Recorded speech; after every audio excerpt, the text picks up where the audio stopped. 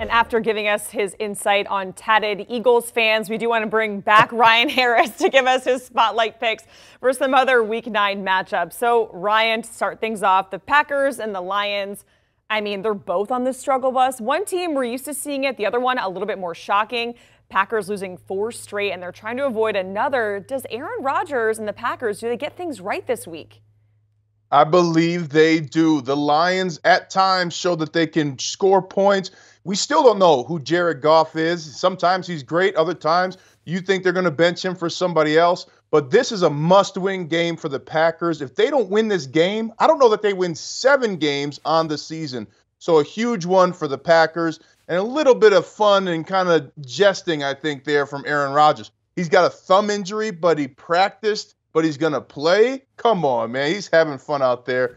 Give me Aaron Rodgers and the Packers in this one, Jacqueline. Yeah, and if the Packers lose 5 straight, it's going to be the first time in 14 years. Looking to avoid that.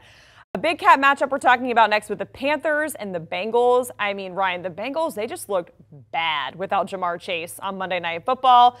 Panthers, on the other hand, lost a heartbreaker in OT to Atlanta. Are you going with Cincy, or are you going to make Zach happy over here and go with Carolina?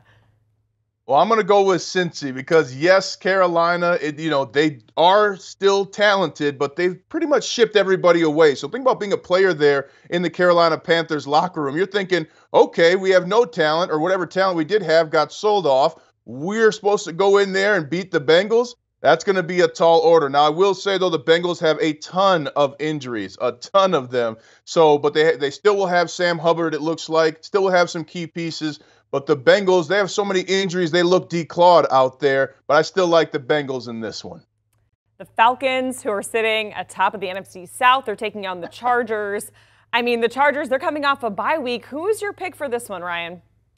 I like the Chargers. They're 1 game behind the Kansas City Chiefs in the AFC West, and they know they have to win games like these to compete. I like Austin Eckler and Justin Herbert reaching a new level. And one of the things that happens with a team like the Chargers, who have so many capabilities offensively, you get to that bye week and your coach goes over what actually works best. Not what works best. So look for the Chargers to come out and be lethal. But I'll tell you something, I'm loving the Falcons here and their story about being number 1 in the NFC South. And then if they can do it, great for them. But give me the Chargers in this one, a close spread too when you look at it. Yeah, and even though the Chargers are favored at -3, ATL 3-0 against the spread as home underdogs this season. The last 2 Super Bowl winners, they're going head-to-head on Sunday, Rams and the Bucks. So the Bucks have lost 5 of the last 6 after a 2-0 start. The Rams, they're also below 500. Ryan, you going with the Bucks, or are you going the other way? Give me Tom Brady and the dream that he could still win a Super Bowl. Both teams need this win badly. I think at the end of the day, the Buccaneers being at home, having that defense is going to help. You might see Cam Akers for the Rams, but this is all about Tom Brady and that Tampa Bay team. Can Tom Brady and a hampered Mike Evans still produce offensively? Can they get a run game going for the first time all year? It's time for the Buccaneers to show up, and for the Rams, I hope that they continue to make things competitive, but they have regressed in just about every single way. It makes you wonder if they're still partying from their Super Bowl, which they could be. That's their right.